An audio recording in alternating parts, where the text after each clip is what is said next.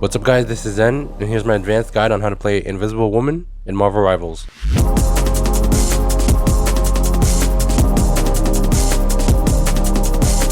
I want to start off by saying this character is not easy to play at all. She's more centered around enabling and punishing. I'll explain that later in depth. But there's more to her than just healing. So if you're looking for a laid back, super burst healing heavy character, well, she's not it. So we'll go over her priorities when it comes to using her abilities, cooldown management, playstyle obviously, and shield management, which is very important. Alright, so her first ability is orb projection. She fires an orb that can pierce through people, and it also comes back after a maximum distance. It does 20 damage per hit and 40 healing per hit. So you want to line yourself up with your team, healing multiple people at once and damaging at the same time. Except you don't actually want to stay behind your team the entire time. You do obviously want to do damage and healing from off angles and taking your enemy's attention for a little bit. But obviously just don't overextend. Next is Force Physics, a CC ability that can pull or push enemies and deals 55 damage at a 30-meter range. Like I said before, Invisible Woman is an enabler or a punisher. This ability is what you're going to use to punish your enemies or enable team fights, as crowd control is very valuable in this game.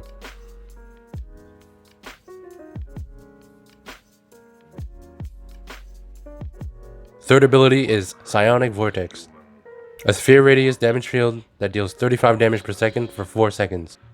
You want to use this on big groups of people and help your team with damage output. This will be the ability that you want to spam the most, as the actual force field pulls people towards the center.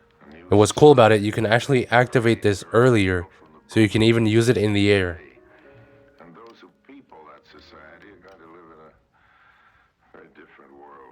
Then you have Guardian Shield. In my opinion, is her most misunderstood ability in terms of how and when you should use it. When using it on an ally, they get healed for 50 HP per second as long as the shield is up. You can actually see a little field of the range of the healing, and when enemies pass through the shield, it also slows them. Then we have a passive that makes you go invisible for 6 seconds out of combat. And you also have a double jump that activates that passive, which is also on a 6-second cooldown, and is your only escape tool, so use it wisely. Last one on the list is her ultimate. She creates a cylinder field that heals for 165 HP and makes your entire team invisible to people outside the field. In addition, when the enemies enter the field, they get slowed. So when you use this, don't only use it for your teammates. Use it in a team fight to slow the enemies as well. This is more of a reactive ult, kind of like Luna, Snow, and Mantis. You don't want to engage with this, but it's more defensive. And for reference, the healing of this ultimate is more than half as fast as Luna's ult, so you aren't as protected as you might think.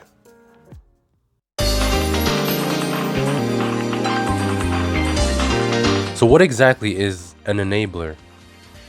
It's a person or thing that makes something possible.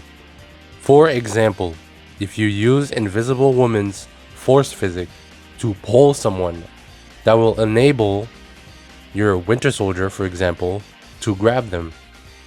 You don't always want to initiate team fights, even if you are an enabler, but it's very important to look at the opportunities and when you can actually benefit from it. Same thing goes for punishing. When someone overextends and they try to use every single cooldown to get away from you, you pull them back, which means you punish them, and then they die. Your team gets a pick, and then it snowballs into 2, 3, 4, and so on. Which is why you don't want to sit back and heal the whole game.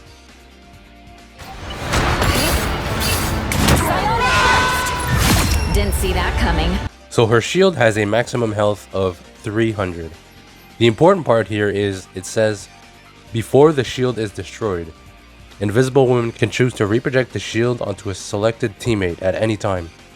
If you ever put a shield down, do not forget to call it back. If you feel like it's going to get destroyed, call it back before it does. Because if it does get destroyed, you'll get a 6-second cooldown before being able to use it again.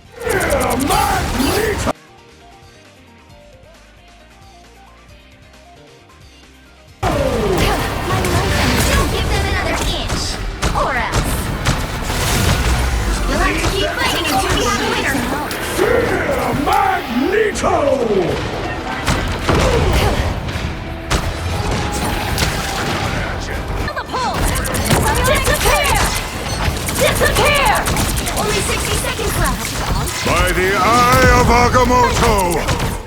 When it comes to her ult, like I said earlier, you have to use it as a reaction. For example, a reaction to Storm ult or Groot. Basically the same way you use Luna Snow's ult and Mantis and so on and so forth. You don't technically want to engage with the ults.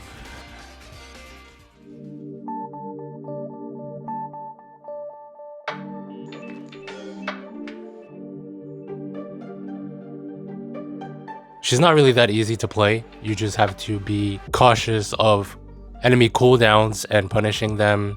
How you use your vortex to pull down people like Storm and Iron Man. Making sure your shield management is good. And really be just a good support and not necessarily just a healer or a heal bot. She's incredibly fun to learn, and I hope you guys enjoyed this guide. If you have any tips, please leave them in the comments. I would love to see your discussions and figure out more about this character.